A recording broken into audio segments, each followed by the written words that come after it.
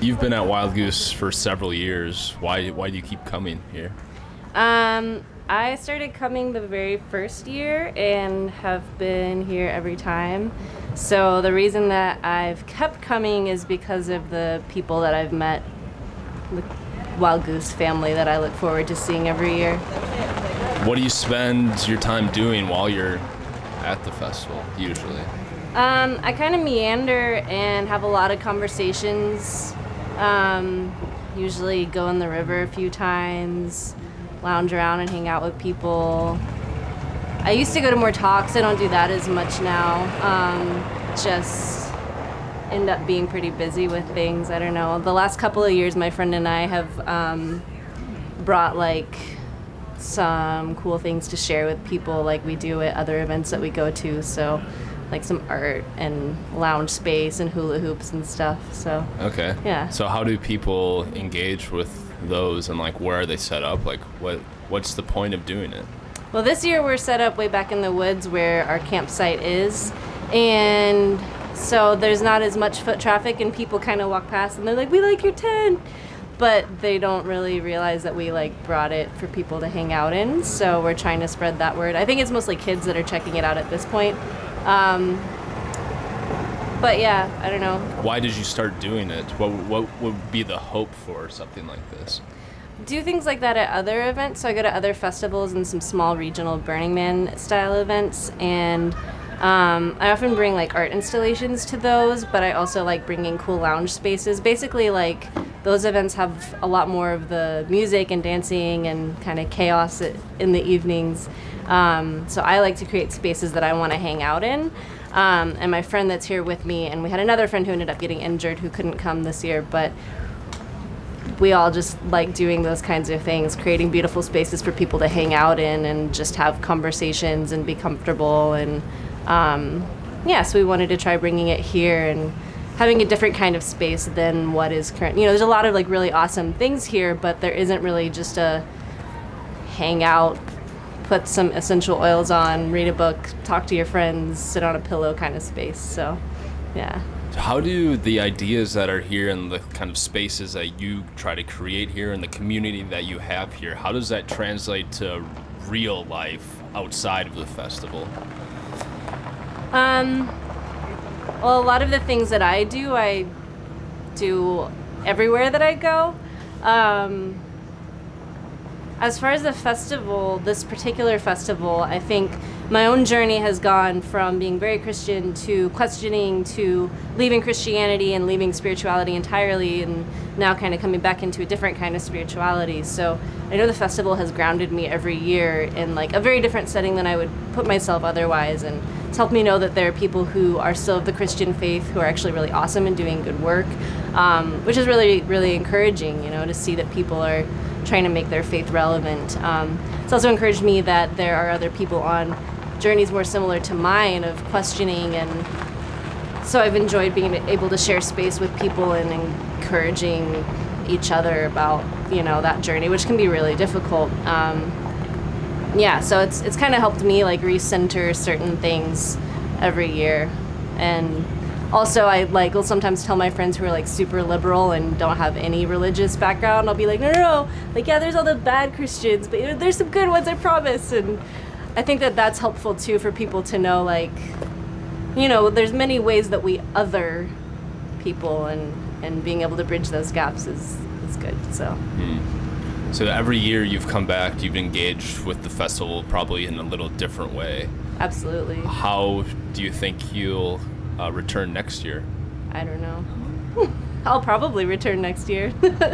In what way do you hope to engage with the festival, or how do you think the festival could more fully meet you this year? Yeah. I like the conversational talks that I've led. I always get really good response, so I would like to continue doing those.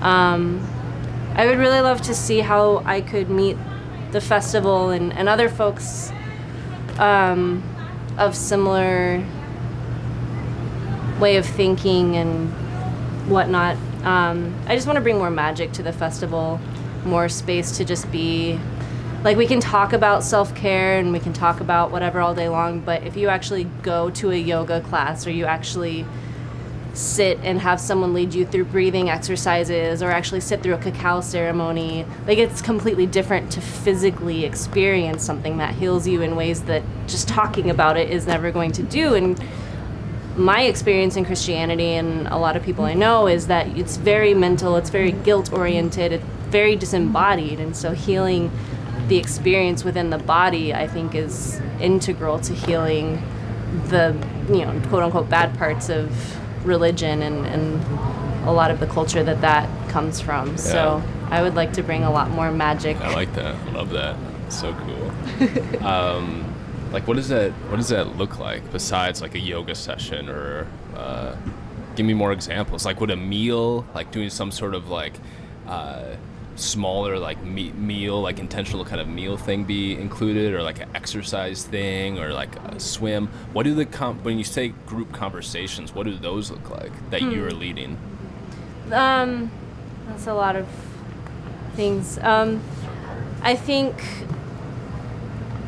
so. Examples of ways that can look, and then conversations. I'll start with the conversations. The conversation that I've been leading is called Life After Faith.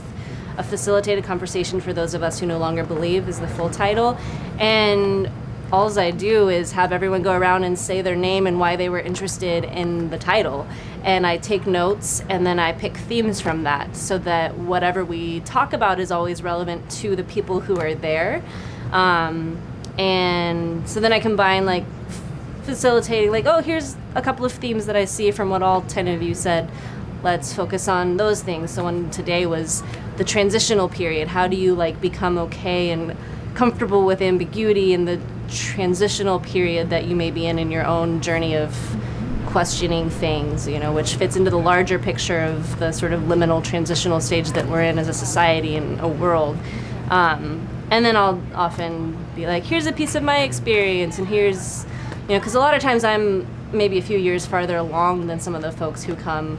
And then examples of how to bring more magic to the Goose. I'm actually having a lot of conversations right now trying to figure out how that works, because what's going to work here is different from other spaces.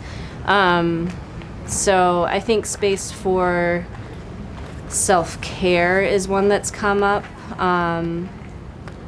I don't know. So in the space that we've built, I have like some nail polish, and my friend has one of those like massage rod thingies. And again, we just have like I have a foam mattress topper with some pillows and stuff, and some stuffed animals that are silly. Like there's a unicorn and a dinosaur. So there's space to just like lounge. And ideally, I think it would be a bigger space.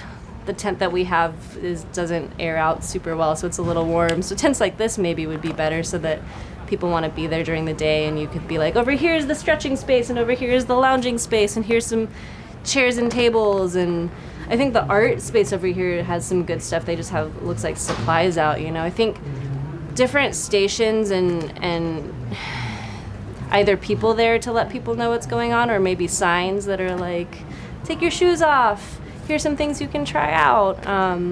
Things like that I think are awesome. I would also, I do some really cool art installations, and I would love to bring some of those just for people to, you know, be in the wonder of things. And expansion, they've started doing more healing arts kinds of sessions. I think expansions on the sessions, and then the actual like movement workshops. I go to another festival where there's constant yoga and tai chi, and like there's a movement tent, but then there's also like the Healing Arts Village where they have massage therapists, and they have a chiropractor, and they have people doing Reiki and tuning forks and whatever, and it's all on a sliding scale so anyone can access it, you know. And like, so you have all these different modalities and ways to try things that are available.